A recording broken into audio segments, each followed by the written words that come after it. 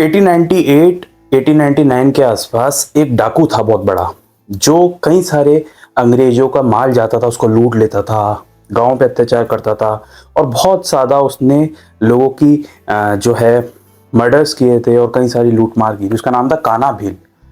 अच्छा, साईं बाबा के एक परम भक्त थे जिनका नाम था दासगनू महाराज। और दासगनू महाराज क्योंकि कांस्टेबल थे, और किस तरीके से दासगनू महाराज की रक्षा बाबा ने की इस खूंखार डाकू कान्हा भील से।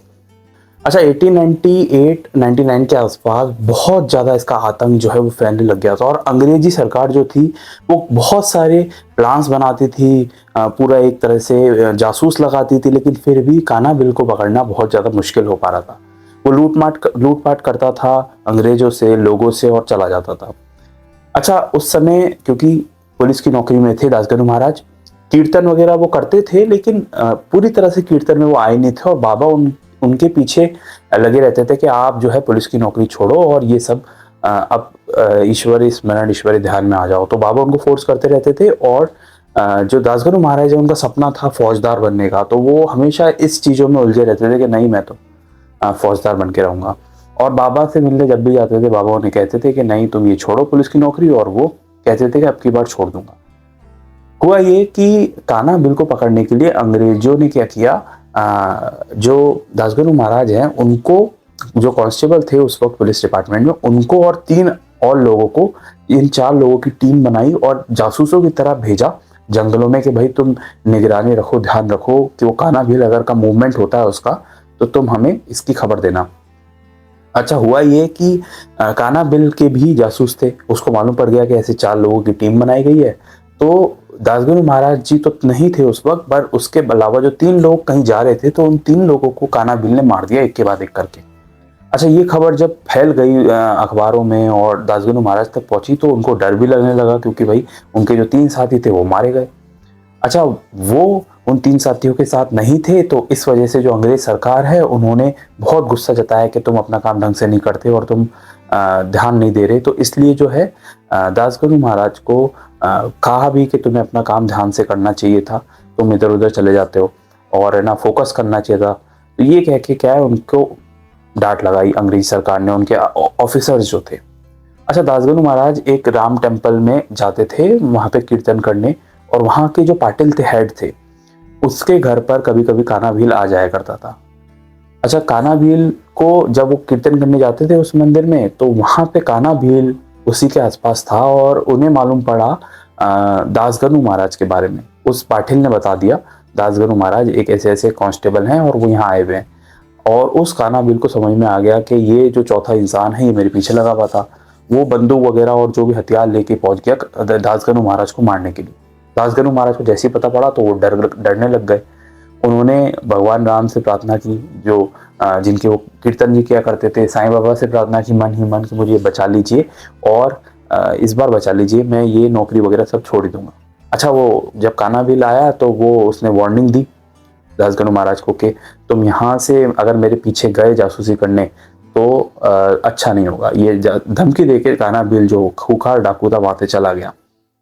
अच्छा, दूसरी तरफ दासगनू महाराज जो थे वो वहां से निकले, और फिर वो बहुत परेशान हो चुके थे क्योंकि इतनी ज्यादा धमकी मिली थी उन्हें, और कैसे तैसे तो उनकी जान बची थी, लेकिन अब अगर वो और ज्यादा ये काम करेंगे तो वो फंस सकते हैं।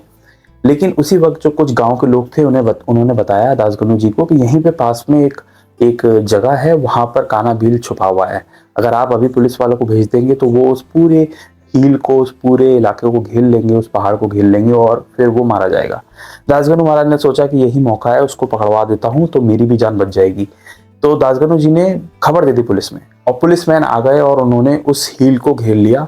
लेकिन वहां से भी कुछ पुलिस वालों को मार के जो कान्हा भील था वो वहां से भाग निकला। अब दासगनू महाराज की जान पर सबसे बड़ा खतरा मंडराने लगा, क्योंकि ये 2 बार हो चुका था। पहली बार उसने धमकी दी थी, फिर उन्होंने छोड़ दिया था, फिर उन्होंने उसके बारे में बता दिया, अब वो फंस गए थे। उन्होंने सोचा कि इस बार तो वो मुझे नहीं छोड़ेगा। वो बिना बताए छुट्टी लेकर अपने डिपार्टमेंट से आ गए गोदावरी नदी के पास, और नदी के पास उन्होंने लिया जल अपने हाथ में, और साईं बाबा को ध्यान करते हुए उनसे कहा कि मैं वादा करता हूँ बाबा, इस कान्हा भील से मुझे बचा लो, इन सब चीज़ों से मेरी जान बचा लो, और मैं ये डिपार्टमेंट छोड़ दूंगा जैसे कि आप हमेशा मुझे कहते हैं। ये उन्होंने प्रार्थना की गोदावरी नदी के पास, और ये करके वो चले गए। तभी उसी वक्त फौजदार का जो है एग्जामिनेशन निकला था और फौजदार बनना उनकी बहुत ज़्यादा ड्रीम था, तो उन्होंने फौजदार का एग्जामिनेशन दिया और वो क्वालिफाई हो गए। उस बीच क्वालिफाई हो गए तो अब उनकी जो पोस्टिंग आई, पोस्टिंग आने से पहले वो बाबा से मिले भी थे, तो बाबा ने कहा था कि तुम फौजदार नहीं बन पाओगे और तुम ज्वाइन नहीं कर पाओगे, लेकिन वो क्वालिफाई हो चुके थे। उनकी पोस्टिंग आई शिरडी के पास एक गांव में, एक जगह पर, और उन्हें शिरडी से क्रॉस करके जाना था।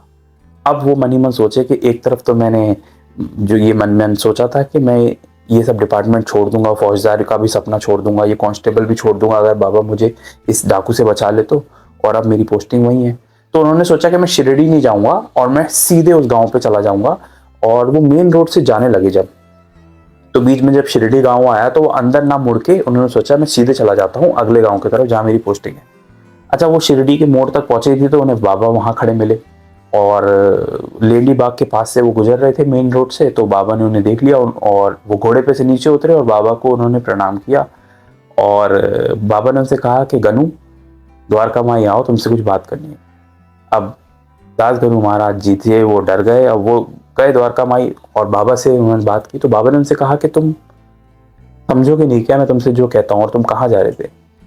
तो बाबा से दासगनु जी बोलते हैं कि बाबा, फौजदार की पोस्ट मेरा हो गया है, मैं वहाँ पोस्टिंग देने जा रहा हूँ, और इसमें गलती हुई क्या है, इसमें क्या गलत है जो मैं ये कर रहा हूँ, जो आप मुझे हमेशा मना करते रहते हो कि ये डिपार्टमेंट छोड़ दो, फौजदार मत बनो, कांस्टेबल का भी पद छोड़ दो।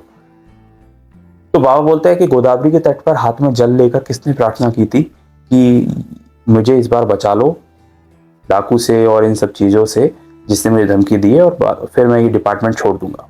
अब दासगनु जी फंस गए, क्योंकि उन्हें समझ में आया कि बाबा तो हर जगह हैं, और जो उन्होंने मन ही मन प्रार्थना की थी वो भी गोदावरी नदी के पास, वो बाबा को पता थी और बाबा ने ही मेरी जान बचाई है। तो वो बोलते कि नहीं बाबा, मैं अब की बार छोड़ दूंगा। फिर वो ऐसा बोल देते हैं। फिर बाबा उन्हें लास्ट वार्निंग देते हैं कि तुम ऐसे नहीं समझोगे, तुम समझोगे जब सब तक सब ठीक चलता रहेगा, जब तक तुम मेरी बात नहीं मानोगे, अब देखना तुम कैसे छोड़ते हो। ये कहकर बाबा ने उन्हें वहां से जाने दिया। अब जैसे वो बिना छुट्टी के एप्लीकेशन दिए वो गए थे, निकले थे वहां से बाहर, अब वो अपने ऑफिस पहुंचते हैं तो वहां उन्हें मालूम पड़ता है कि 32 रुपए का उनके ऊपर चालान भेज दिया गवर्नमेंट ने, अपनी ड्यूटी ढंग से ना निभाने के चक्कर में। ना वो जासूस के पीछे गए और उन्होंने बिना बताए छुट्टी भी ले ली। अब उन्हें बिना किसी कसूर के 32 रुपए फाइन भरना है। अच्छा, वो फाइन तो और दूर था, वो फाइन तो और दूर था, फाइन भरने की डेट भी निकल गई थी, तो अब उन्हें सस्पेंड कर दिया गया है, ये लेटर आ जाता है। वो मन ही मन सोचते हैं कि बाबा का यही मतलब था कि वो चाहते हैं कि मैं ये डिपार्टमेंट छोड़ूं, तो वो किसी भी तरह छुड़वा देंगे ये डिपार्टमेंट। अच्छा, ये सब सुन के फिर उन्होंने प्रार्थना की कि बाबा ये सब केस तो आप पूरा कर दो, मैं सच में अब छोड़ दूंगा। उसके बाद फिर उनका सस्पेंशन जो है वो खत्म कर दिया जाता है। लेकिन उसके बाद 1903 में फाइनली वो ये पुलिस डिपार्टमेंट, फौजदार की पोस्ट, कांस्टेबल की पोस्ट सब छोड़ देते हैं और फिर शिरडी आ जाते हैं। अच्छा, उसके बाद की कहानी क्या है ये हम किसी और वीडियो में डिस्कस करेंगे, लेकिन किस तरीके से एक डाकू से बाबा ने रक्षा की और उन्होंने जो इच्छा रखी थी मन में, उस इच्छा को पूरा भी किया बाबा ने और डाकू से रक्षा भी की। लेकिन फिर भी वो कहीं ना कहीं अपनी खुशी के वजह से उलझे हुए थे कि पुलिस डिपार्टमेंट में ही रहना है मुझे, लेकिन बाबा जानते थे कि पुलिस डिपार्टमेंट से भी बेहतर कुछ उनके लिए वेट कर रहा है। और अगर वो पुलिस डिपार्टमेंट में रहते रहते तो आज उनका नाम नहीं होता, ना उन्हें कोई जानता। लेकिन बाबा जानते थे कि जब ये संतों की कीर्ति गाएंगे, संतों के भजन लिखेंगे, संतों के ऊपर लिखेंगे किताबें जो लिखी हैं दासगनु महाराज ने, आज तक उनका नाम सिर्फ उसी वजह से जाना जा रहा है। और ये सिर्फ एक फिजिकल चीज नहीं है, बजाय उसके एक स्पिरिचुअल चीज भी है कि उनका नाम आज तक अमर है। मतलब हम उनकी वजह से इतने संतों की पुस्तकें पढ़ पाते हैं, तो बाबा ने एक सही डायरेक्शन दिया जो उन्हें उस वक्त नहीं लग रहा था। उम्मीद है आपको ये कहानी जानकर अच्छा लगा होगा। इसी तरह ढेर सारी असली कहानी मैं पढ़ता रहता हूँ, उसको समझता रहता हूँ और उसको आप तक पहुँचाता रहता हूँ। अगर आप इस चैनल पर नए हैं तो इस चैनल को सब्सक्राइब कर सकते हैं। हर रोज़ एक नई हिस्ट्री बाबा से जुड़ी हुई मैं आपको बताता हूँ। अगर आप इसी तरह बाबा से जुड़ी हुई कहानियाँ जानना चाहते हैं तो आप इस चैनल को सब्सक्राइब भी कर सकते हैं। मिलेंगे एक नई वीडियो में एक नई कहानी के साथ, तब तक के लिए ओम साई राम।